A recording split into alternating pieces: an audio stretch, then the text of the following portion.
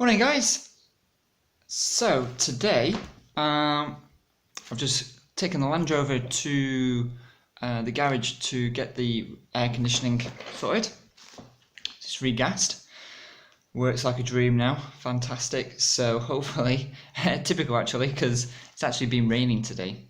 So the first time I actually got it regassed, thinking it's going to be a scorcher, and it rains. So, but that's working fine. The air conditioning fan actually is seized. So I have bought not the actual original Land Rover fan, but a universal one, a lot cheaper, and it'll do the same job. So I'm gonna unpack this, have a look at it, and then have a go fitting it. So this is my universal fan I bought off eBay. The original fan that you can buy for the Land Rover, I couldn't get a second-hand one. No one was selling one, and the actual genuine Land Rover fan that fits onto the Discovery, they wanted over £200. So this was £30. So, and it will do exactly the same job. Just the actual fixings will be a little bit different. It probably won't actually fix onto where it's coming from. So,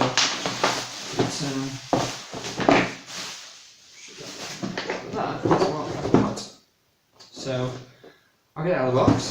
Have a look to see the actual what comes with it. It should come with all the fixings and brackets to fasten onto the intercooler. That's where it fastens onto. The Land Rover has two fans, one with that rotates with the engine, and one with the actual that switches on at a certain temperature, I think. That's the fan. So the fins are a little bit smaller than the actual original. It's got connectors on there, which will change. I've got a few connectors on there. I guess it gives you some instructions, but it'll be fine. We'll figure it out. So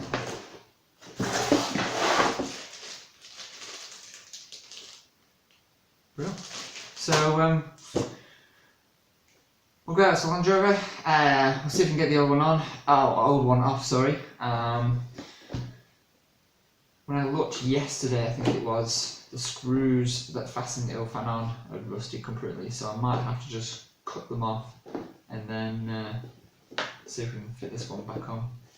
But yeah, see how it goes. As you can see, it's not meant to have these holes in. It's actually rusted, and you can see, well, I can't get my fingers in, but it's actually seized completely. It won't even rotate. I'll show you a bit more once I've got it off. But these screws that hold them in are completely rusty, so I'm hoping to just try and cut the screw off and actually get the plastic bit off, so I can actually use the actual brackets and fit the new one on.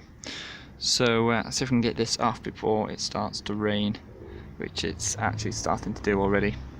So we'll crack on.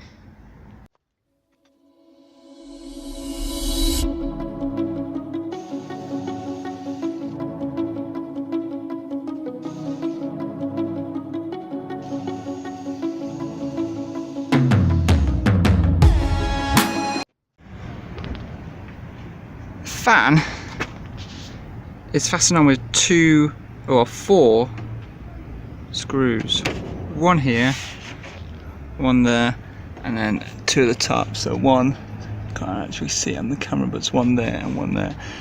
How they've managed to screw that on without this in the way, God only knows. But I can't cut it with the angle grinder. I'm not quite sure how I'm going to get at it. So I've got the old one off. You can see it's actually seized. Now these are common on the Discovery 2s. What happens is water gets inside the motor and it sits and it doesn't actually drain out properly, causing it to seize inside. stop rotating, so air conditioning can build up pressure. Your intercooler can get too hot, so yeah, that's absolutely had it. And I'm trying to get a second-hand one, but I can't get one, so I'll show you the new one. So this is the new one,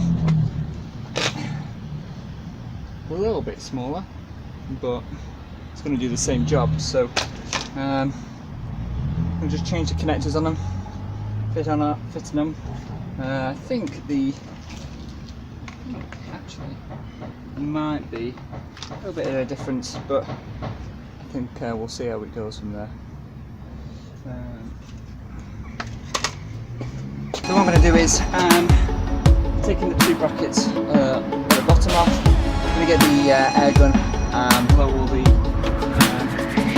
debris that's on the intercooler, just trim it all off, just make it nice and tidy before the new fan goes on.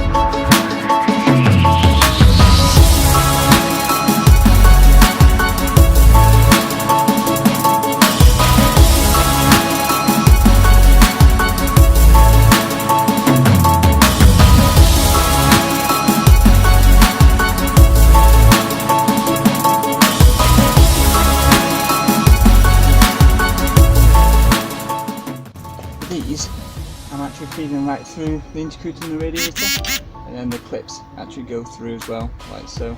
Then just click on like that. I am going to cable tie it on just in case, but it should hold them. So now I'm just going to put some new connectors on. Put some insulation on as well so they don't rust. Better to do this now than to later, and then I'm going to do a job, do it properly. So okay, so I fitted the new fan, tested the wiring because watched a video on YouTube and he said to wire the blue to black and black to blue. I've tested it and blue to blue seems to be okay. It's actually sucking air in and not blowing air out. Air needs to suck into the actual intercooler.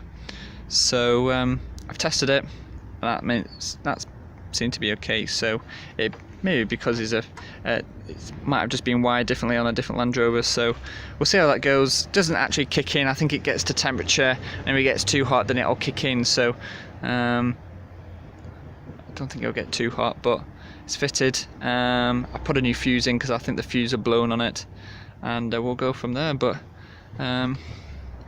it's all connected up. I've cable tied it at the bottom because I think the intercooler is just a little bit longer at the bottom than the radiator. So if you look between there, I can't actually get my hands down the bottom. So I managed to get them at the top, but not at the bottom. So there you have it. It's fitting a new air conditioning fan on a Discovery 2.